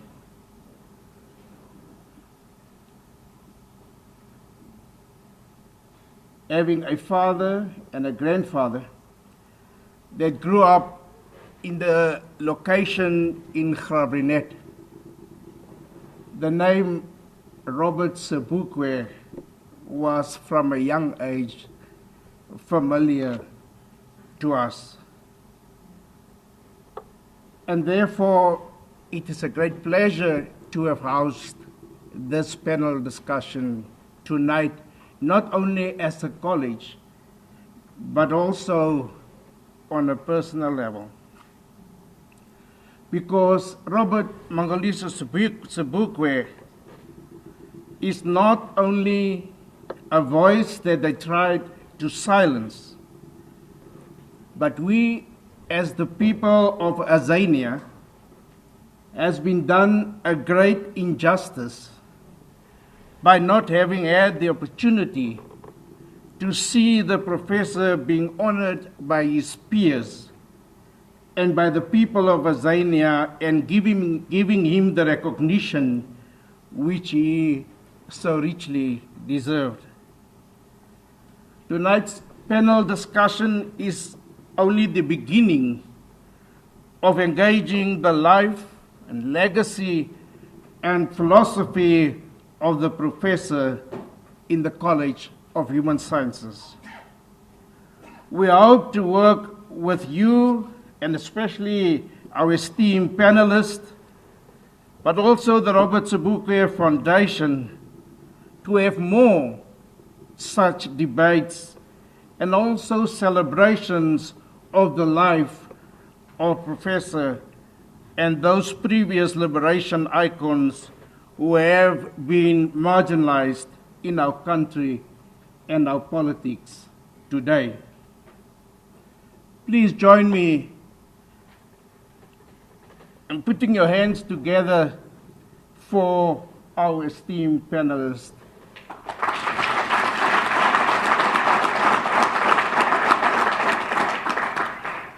Not only have they shared personal experiences, both from inside and outside the country, but also gave us incisive insight in the life of Mangaliso Robert Sobukwe. tonight's panel discussion is therefore for us very refreshing, because normally we have those who have been decorated and those, and one of the panelists talked about the Rainbow Nation group that we invite, that we celebrate, and that we decorate as institutions of higher learning. Therefore, a special word of thanks to all our panelists, Mo Africa Tandu Sepuye,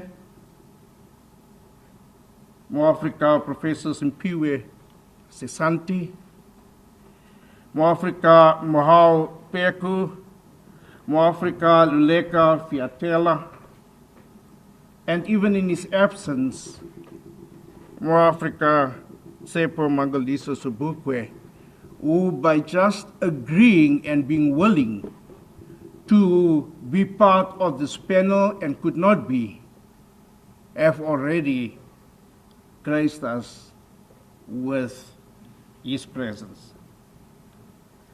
A word of special appreciation to our performers, known to the firm Africa. I really enjoyed your different songs, and especially the one Azanian, recognizing only a few of the words that you sang. But the beat was on. The words were there, and we could swing together. I sat next to Puleng, and you know, when Puleng is in the groove, she swings it. To our team from Unisa, our marketing team, Ravonia Naidu and Katlejo Pilane, to our colleague Mo Africa Tandeka Magwenya, we wish to express our sincerest thanks. To Mo Africa Zandi Khadebe, Mo Africa Professor Puleng Sakhalu, they have been the driving force behind this panel discussion on a great son of the soil of Africa, the Professor Robert Mangaliso Sobukwe. We hold him in high esteem. We hold him dearly. As our colleague have said, his voice will never be silenced, because the truth that he was about is self-evident and therefore shall live in us forever. Thank you all for your presence. Have a safe journey to your ultimate destination. I thank you.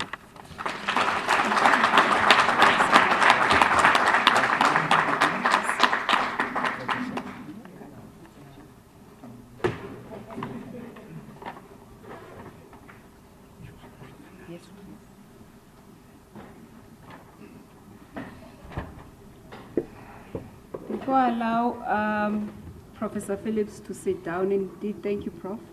You are usually someone who's generous with their words, but today you are less generous, and I appreciate that. Because Singama Africa, we appreciate the efforts that people make to come and share knowledge with us. These are but small gifts of appreciation to our panelists. Where's Brother Sisant? Professor Phillips, if you may kindly hand them over to our panelists. Just give them that.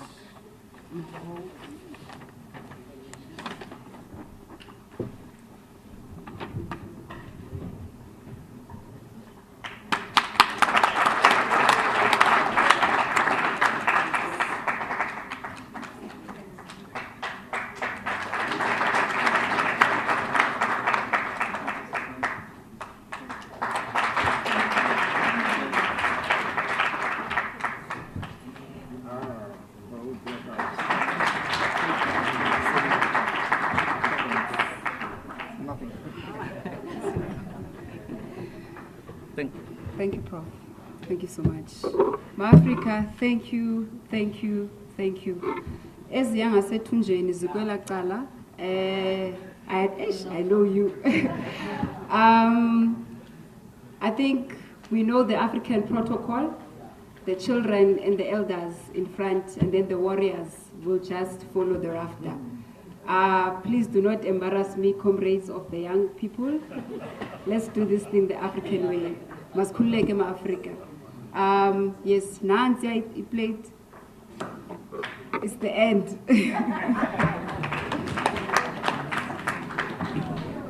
From Cape to Cairo, from Morocco to Madagascar, Azanian Israeli, Solitata Bazuka, from Cape to Cairo.